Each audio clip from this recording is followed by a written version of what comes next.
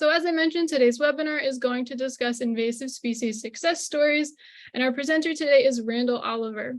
Randall is the Invasive Shothole Borer Communications Coordinator for UCIPM, working in coordination with members of the California Invasive Species Advisory Committee and a broad coalition of public and private stakeholders. He develops, implements, and manages education and outreach communications regarding invasive species and related issues.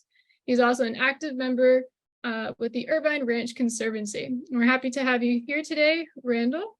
I'm going to stop sharing and then you can take it away. Thank you, Lauren.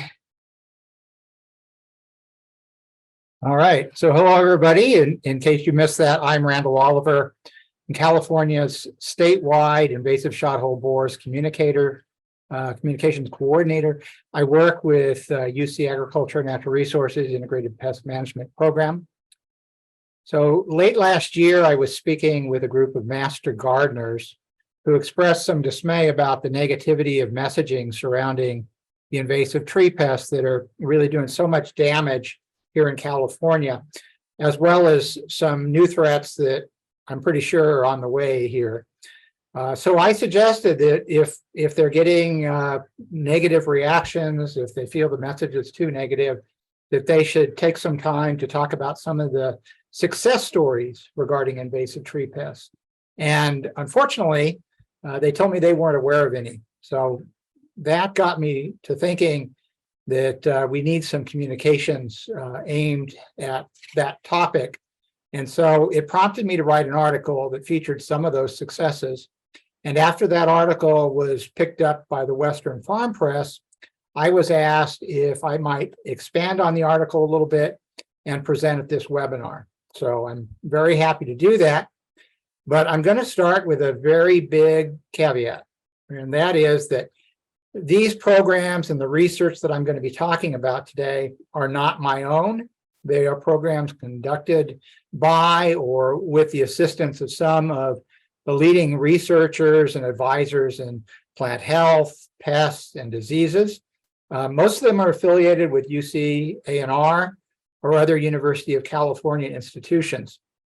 So if you're taking the time to attend this webinar, you're probably familiar with many of their names already, such as Doctors John Kabashima, Keith Eskelin, Mark Hoddle, Paul Rugman-Jones, Beatrice Noboa-Berman, and Shannon Lynch, who, although she's now teaching at the State University of New York, she continues to be a leading researcher and figure here in California in the fight against invasive species.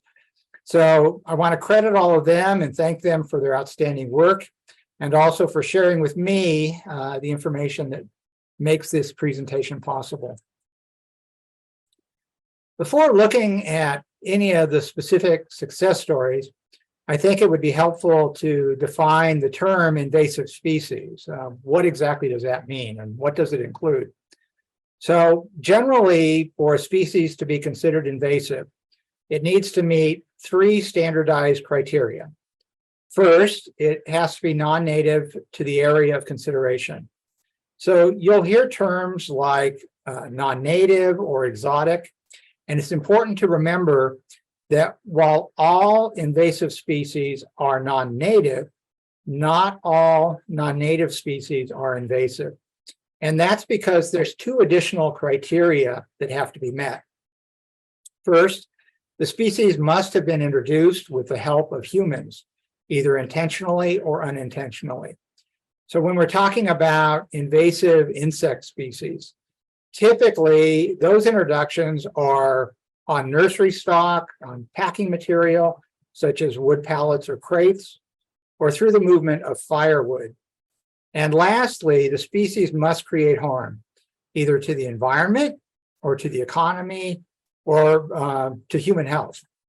So in California, somewhere around 9 to 10 new macroinvertebrate species established each year. And by that term, I mean animals lacking a backbone that are large enough that you can see them without the assistance of a microscope. So think of things like insects, mites, spiders, those types of animals. It's anticipated that that rate is going to go up as we have increased trade and tourism unless we have a corresponding increase in funding for surveillance, for detection, and for management. So the majority of those non-native organisms are primarily plant-feeding insects. And approximately 3 or so of those each year will become pests that require some type of management.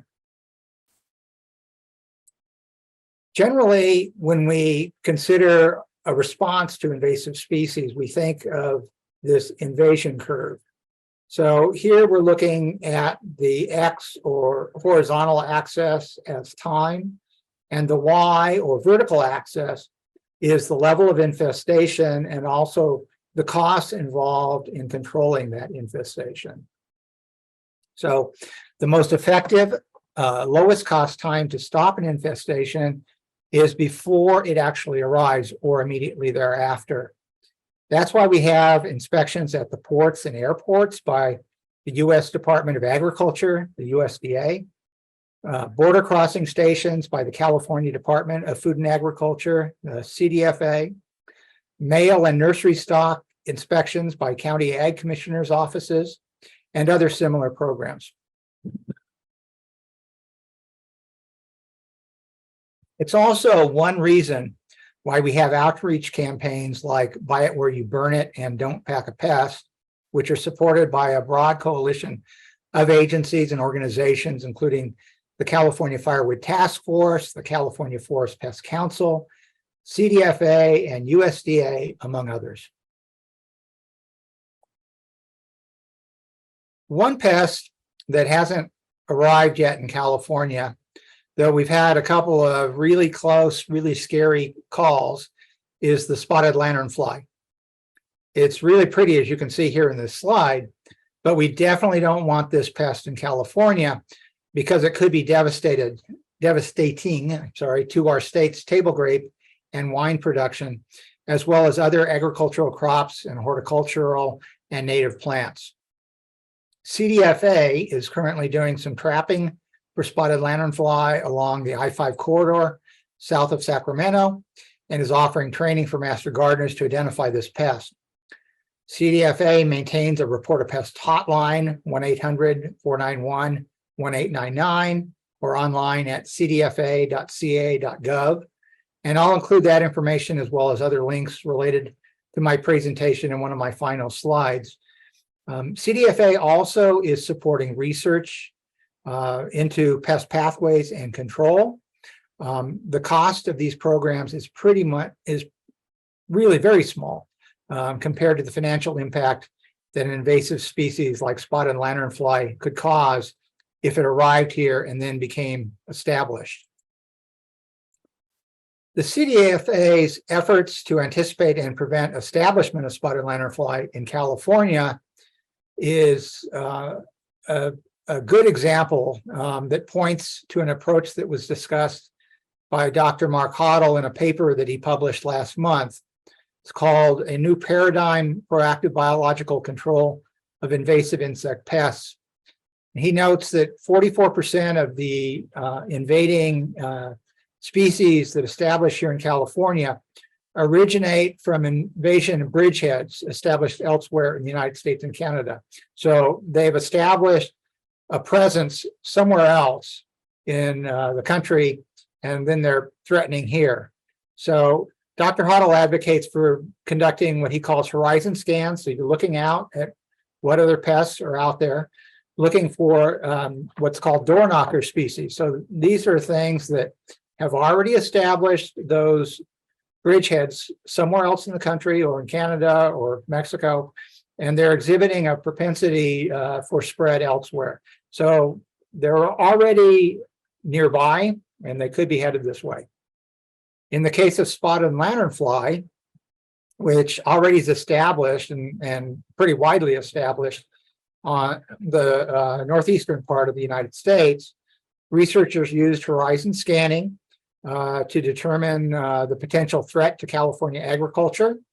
They sourced an egg parasitoid directly from China for potential use as a biological control agent, and they assessed the parasitoid's host range and host specificity prior to its arrival here in California. And again, as I said earlier, This pest is not yet in California, at least not that we know of. Definitely hasn't established here. So Dr. Shothole also suggests that we should be scanning for unknown or unpredictable species that fall into that emerging invasive species category before they establish those bridgeheads and before they become those obvious door knockers. And that could be done by focusing on pests at the point of origin for crops that are imported here in large volumes. And that's all I'm going to say about Dr. Shothole's paper, but it's a really fascinating, interesting read. I'd highly recommend it, and I will put a link into that at the end of my talk. Similarly, Dr. Yuri Hulker at the University of Florida is advocating for getting ahead of the curve on invasive tree pests by examining how these pests are impacting Northern American trees that are planted elsewhere, such as in China. The study of these sentinel gardens could help us to identify which pests pose the greatest threats here and how to control them in advance of their arrival. These types of approaches could prevent the establishment of invasive pests in California, or they could accelerate our response, thereby dramatically reducing future pest management costs. Of course, where such invasions are prevented or eliminated before they even start, it's probably difficult to quantify and communicate what that threat was that we avoided. But I think it's safe to say that the avoidance costs are almost always lower than the cost of managing the pests once they've arrived and established themselves here. So going back to the invasion curve, eradication of a pest following early detection also is usually pretty straightforward and cost effective. So we're moving along the curve a little bit. We're past introduction, but we're catching it right here at the detection phase. And as we move along that curve, eradication continues to remain feasible, but the effort required to accomplish that increases. And usually by the time that the public becomes aware of the problem, eradication becomes much more unlikely, and the effort that's required to do that becomes much more intense. At some point, the focus has to shift to local control and management that hopefully involves an integrated pest management approach. So let's look at some of the successes that we've had. And first, we'll focus on a successful eradication, what Dr. Kabashima referred to at the time as the thrill of victory.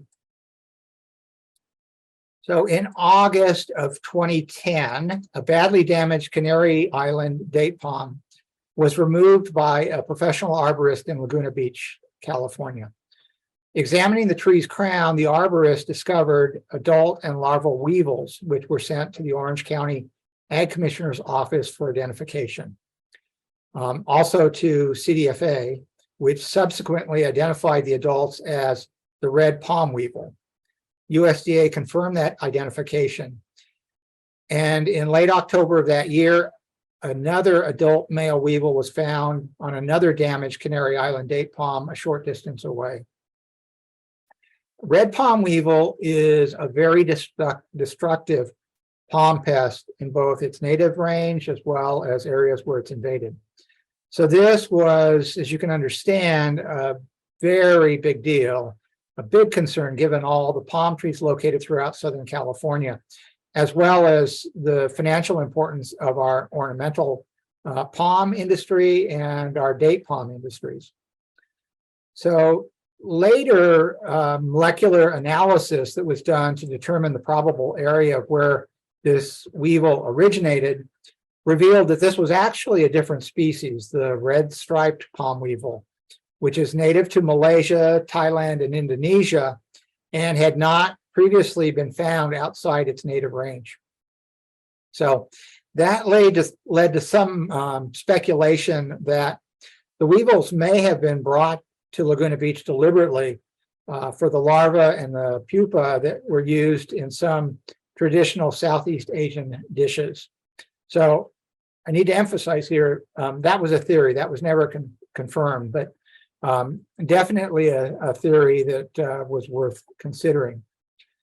So with this pest, we had early detection, albeit with an initial misidentification. But in this case, that didn't lead to any kind of a lack of urgency, because the pest that we thought it was deemed to be a really bad threat. So response in this case was extremely rapid. From the end of September through the end of October 2010, CDFA conducted visual surveys of almost 13,500 palm trees on almost 2,000 properties within a 2.5 square mile radius of the initial find.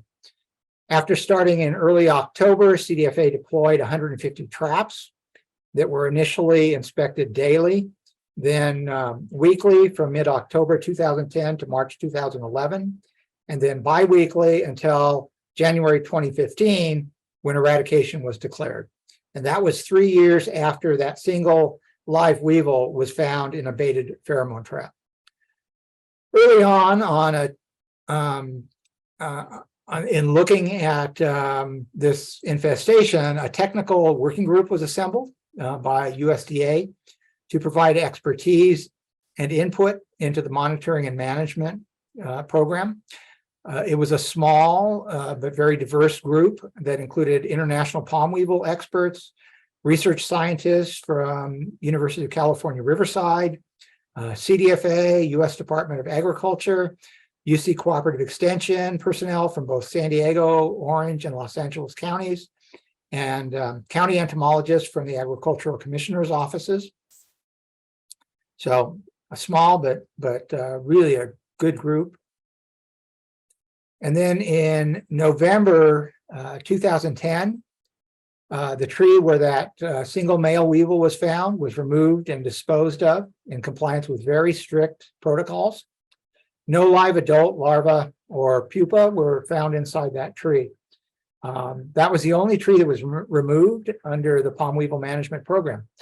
Although a second tree where that second confirmed weevil was later found, it was later removed because it was causing some structural damage. Inspections of the tree material showed no weevil feeding damage and no weevils, dead or alive, in that tree. From 2011 to 2012, 13 palm trees were treated either from 1 time to 3 times with broad spectrum contact pesticides applied to foliage and or systemic pesticides applied with either soil or trunk injections. And as I already mentioned, complete eradication was declared in January of 2015, which was 3 years after no weevil detections. So this was a great success story in which early detection was definitely a key. The infestation was in Laguna Beach. It was identified early, so the weevil population was still relatively small.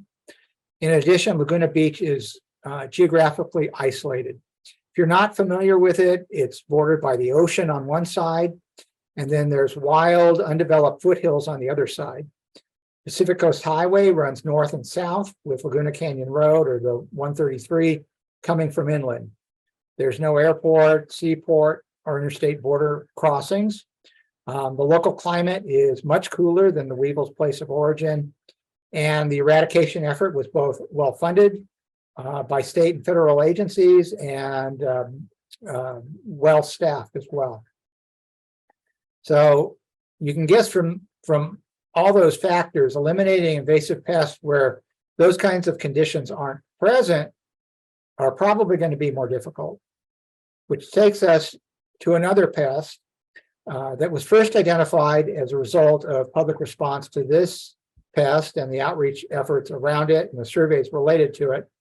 And that was the first confirmation of the South American palm weevil that has since killed a lot of palm trees. I don't know the exact number, but it's in the hundreds of palm trees in San Diego County. And in that case, the weevil can easily move back and forth across the border with Mexico. It's a very strong flyer, so it could potentially move elsewhere in Southern California. This pest is the agony of defeat counterpoint to Dr. Kabashima's earlier thrill of victory. But not to worry, Dr. Mark Hoddle, who also played a leading role in Laguna Beach, is also on the case of this pest. So there is definitely hope with this one as well.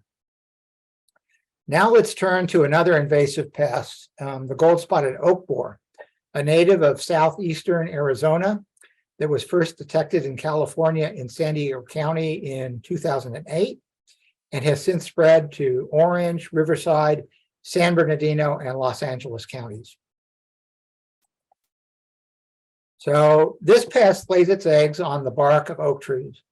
And when the eggs hatch, the larvae bore under the bark and feed on the tree's nutrient and water conducting tissues. After several years of that damage and multiple beetle generations, many of those trees die.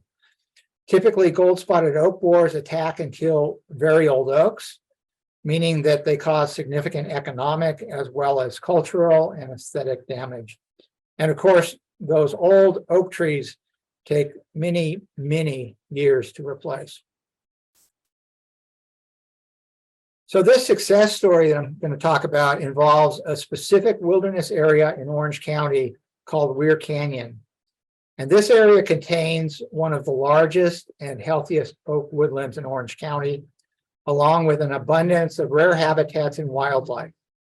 It's owned by OC Parks and managed by the Irvine Ranch Conservancy, or IRC, an organization that's very dear to my heart and for which I volunteer whenever I can find the free time to do so, which unfortunately hasn't been very often in the past year. The Irvine Ranch Conservancy doesn't own any land, but it manages around 50,000 acres for the city of Irvine, OC Parks, and Newport Beach. And that includes 40,000 acres of open space on the historic Irvine Ranch that feature rare and biologically rich coastal sage, scrub, and chaparral habitats that have been designated a natural landmark by both the state of California and the U.S. Department of the Interior. So extremely beautiful and valuable from all aspects. When gold-spotted oak borer was confirmed in Weir Canyon in 2014, a team from the IRC quickly sprang into action. UC Cooperative Extension and the U.S. Forest Service assisted IRC in developing a management program. And over the ensuing years, IRC has actively collaborated with OC Parks, the Nature Conservancy, OC Fire Authority, and CAL FIRE to control the existing infestation and to stop its spread.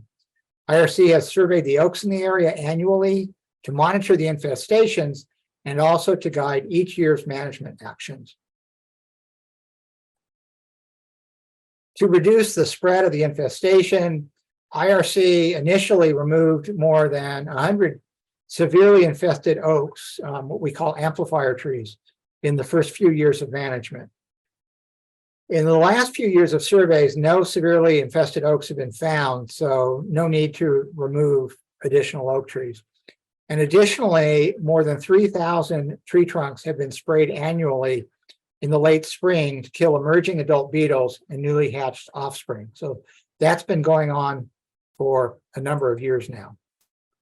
And then finally, IRC has been actively planting acorns to mitigate the losses both due to those tree removals as well as the Canyon 2 fire of 2016.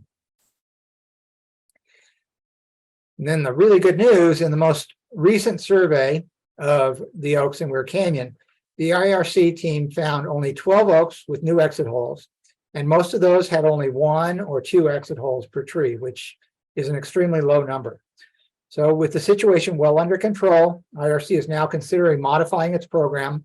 So the annual spraying, it's able to cut back on that, and it's adopting other less aggressive treatment options. So now let's turn to another invasive pest that's killing trees throughout Southern California, and that's the invasive shothole borers. In this case, the tiny beetles were first found in California at Whittier Narrows, which is a really large park in Los Angeles County. Unfortunately, it was misidentified as a more benign species, and it wasn't correctly identified until 9 years after first being found. So this is clearly not a case that falls into the category of early detection and rapid response. From initial infestations in Los Angeles and San Diego, those were two separate infestations. These beetles have since spread throughout suitable habitats all the way north to Santa Barbara County. So they're in 7 different counties in Southern California now. If you're not familiar with this pest, it tunnels into trees and spreads a fungus that's the food source for itself and its larvae. So these might be thought to be some of the various smallest farmers in California. The big problem with this is that as the beetles multiply and that fungus spreads, it eventually kills the trees that are their hosts. And we're talking about lots of trees at risk here. Up to a third of the trees that are in Southern California are potential hosts for the shothole borers. They attack more than 100 species of trees, and they can live and reproduce in more than 65 tree species that are found here. There are some preferred hosts. These are the ones that they really like to go after. Box elders, sycamores, willows, but they're happy to live anywhere that they can get 3 square meals of fungus a day. And with regard to invasive shothole borers, the first success story that I want to highlight, and I'll talk about 2 of those success stories. First one is UC Irvine, which faced a massive attack back in 2014. And one reason that the beetles were such a threat at UCI was the high number of sycamores on campus, especially in Aldrich Park at the campus center.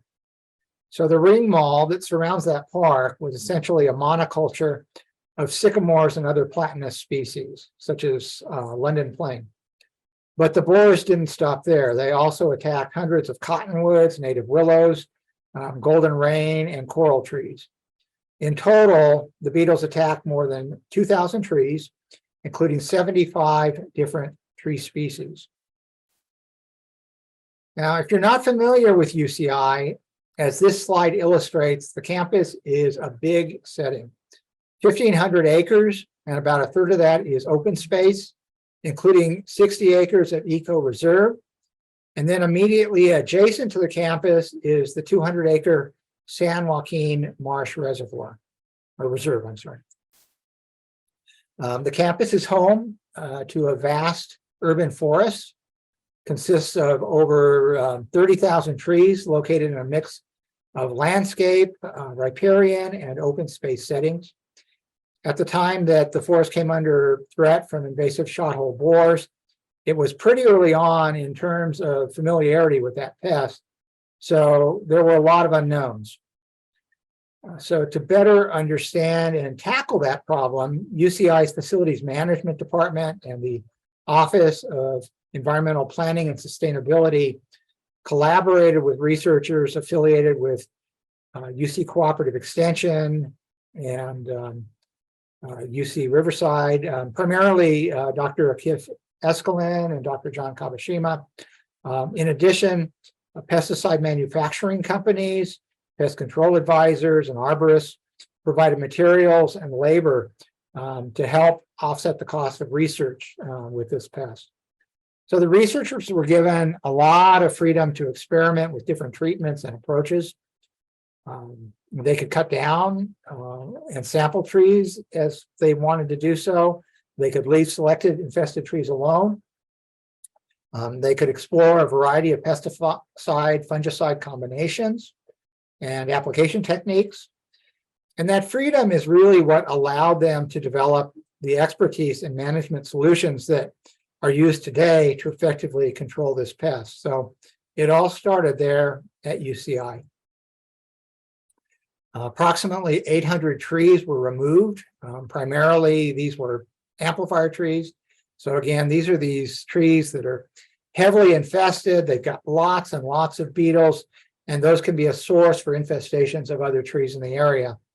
So this slide shows the species of those trees ranked by the number of trees that were removed.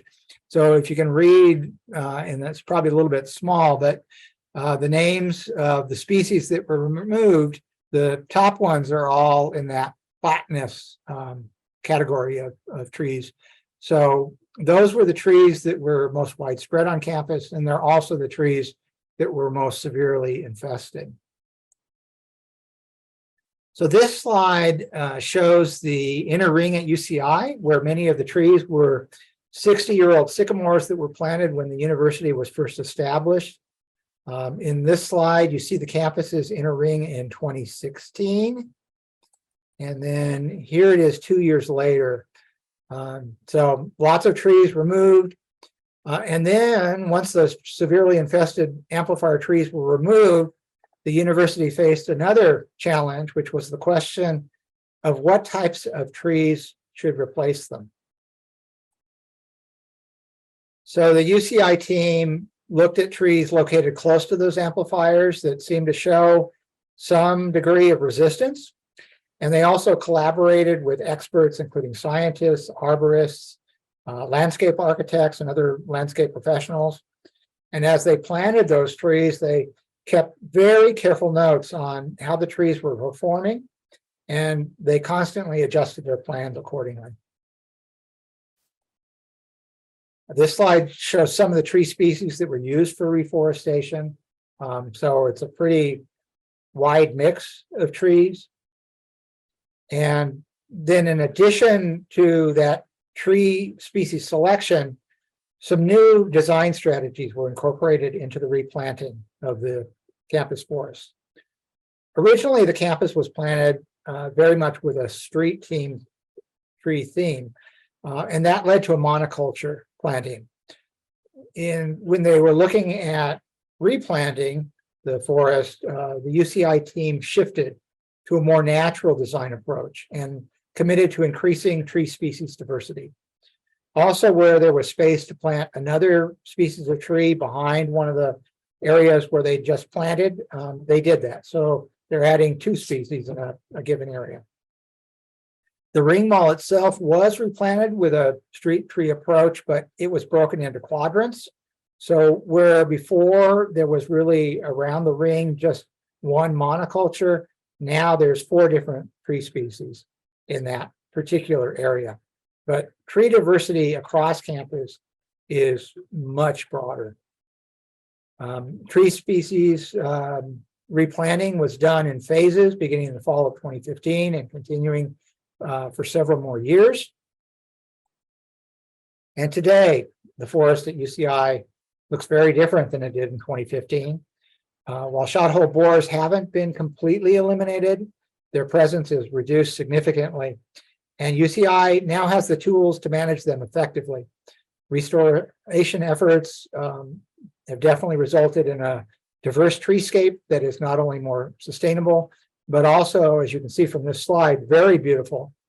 And in talking to Matt Dines, who was one of the leaders of the project on the UCI side, they're actually now looking at where they can replant some sycamores because they've got the situation so well under control. So this is another great success story. I'm going to conclude my comments today by looking at another infestation by invasive shothole borers. And in this case, we're looking at the Disneyland Resort. This was also a project that was led by Keith Escalon and supported by John Kabashima. This photo that we're seeing right here shows a tree stump that was acting as an amplifier for ISHB. Traps in the park indicated that there was an amplifier in this particular area, but the researchers kept looking for that tree and they just couldn't find it. So the stump, even though this tree had been cut down, it had remained moist enough to support continued growth of the fungus. And that's all that's really needed because that's what the beetles actually feed on. So that kept the beetle population going. And because they continued to find those beetles in the traps, they were able to continue to focus in this area, and eventually that led them to zero in on that particular stump and the stump was subsequently removed and no longer poses a problem. Now, some of you may be thinking about Disneyland, and your thoughts on that is, you know, Disneyland's a theme park filled with rides and roller coasters, which is true, but it's also an arborist paradise, an arborist dream. It contains 16,000 trees and over 680 different tree species. So Winnie the Pooh may have had it really good with the 100-acre wood, but you could probably call the Disneyland Resort the 600-acre forest. So that's really good. And that requires a lot of maintenance, about 500 tree removals and plantings each year. And as you can imagine, the Disneyland Resort has a pretty large and extremely competent team that manages that forest. They've got a lot of work to do. Their role includes regular inspection of the trees, tree maintenance, and monitoring. But even for that group, this was a new pest that really needed some outward expertise. And so when the park officials identified the infestation by invasive shothole borers back in 2016, they initially attempted pesticide application, and that had some mixed results. So they then consulted with a team of experts from UC Riverside and UC Cooperative Extension, and together they designed and followed an IPM, Integrated Pest Management Program, that included monthly ground surveys, a trapping program that helped detect infestations, the hot spots, and help find and remove the source of beetles. And then they also had occasional pesticide treatments on selected trees. So if you take the whole invasive shothole borer project at the Disneyland Resort, you can divide it into three basic segments: monitoring, treatment, and forest diversification. So the trapping portion of the project included 64 traps around the park's perimeter, and then 84 traps that were strategically placed inside the park. And this slide shows what the traps revealed. You can see at the start of this chart, the park went from a very large number of beetles back in 2017 to very, very low levels today. There are still some beetles at the Disneyland Resort, but the resulting damage from them is extremely low. And although their monitoring programs continue and will continue into the future, the park's landscape team really has been able to turn its focus elsewhere. So to summarize, the most effective, lowest cost approach to managing invasive insects is to prevent their establishment and respond rapidly following their detection. Eradication is very achievable at the start of the invasion curve, but it comes harder and more expensive as we move along the curve. However, even if we reach the point where eradication isn't likely, we can still contain and manage the pest threat. And local success is achievable, even if more widespread success proves elusive. Lastly, you can't just treat and then ignore the trees. Ongoing maintenance is essential. So you're seeing that at the Weir Canyon site, you're seeing it at UCI, you're seeing it at the Disneyland Resort. So in all these cases, they're not content, you know, that they've solved the problem, they can just ignore it from then on. They continue to monitor it. And then if they do need to do some kind of spot treatment later, they're able to do that. So then we can ask the question, what can you do to help address these kinds of spreads? So the main thing is to keep your trees healthy. Proper irrigation and maintenance go a long way toward keeping those trees strong and resistant to these invasive pests and diseases. And then secondly, and this is really critical, check those trees often. Check them early, check them often for signs and symptoms of tree pests and diseases. Those can include a lot of different things. They could be entry-exit holes, cankers, staining, gumming, sugary buildups, sawdust-like excretions or frass, what we call frass, branch or canopy dieback. So a lot of different things to look for. And you can use available tools like the UCI PM website to determine what probable causes are. And you can also consult with the experts on that. Talk to the experts, arborists, pest control advisors, researchers and advisors from University of California and other institutions. And then once you've talked with those experts, report what your findings are to the agricultural commissioner with your county and or to the California Department of Food and Agriculture. Evaluate what the damage is and develop a plan. Remove severely infested branches. And then if you've got amplifier trees, remove those because they could be a source that's going to infect other trees in the same area. And then properly manage that infested wood and green waste. So that wood, that green waste could be a source for that insect or that disease to spread to other trees, not just in the area where the trees were that you removed, but if that wood is moved as firewood or it's moved as green waste to another area, it could spread to areas where the pest hasn't been before.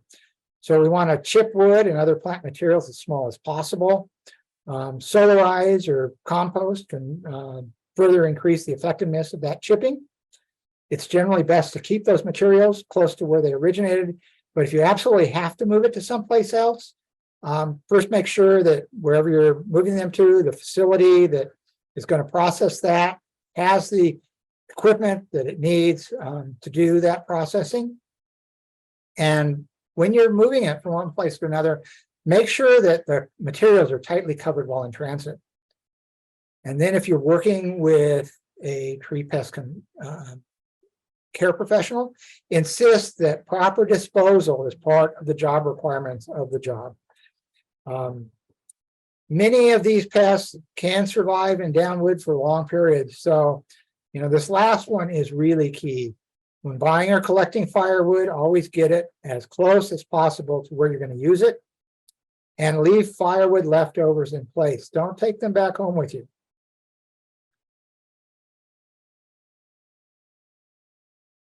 So I mentioned a number of links during my talk. There's the CDFA Reporter Pest Hotline. There's a link here to Dr. Hoddle's paper, Dr. Holker's paper in Entomology Today. There's the University of California Riverside Center for Invasive Species Research, which is another great source of information about all kinds of invasive pests. And there's a link there on the red palm weevil, Irvine Ranch Conservancy, the Goldspotted Oak Borer website, www.gsob.org, and the Invasive Shothole Borer website, www.ishb.org, and of course the UCI PM website, ipm.ucinr.edu. And finally, here's my contact information, which is also in the chat. So if anyone has any questions, I'll be happy to take those now, and I'll turn it back to Lauren. Thank you, Randall. It was a great presentation.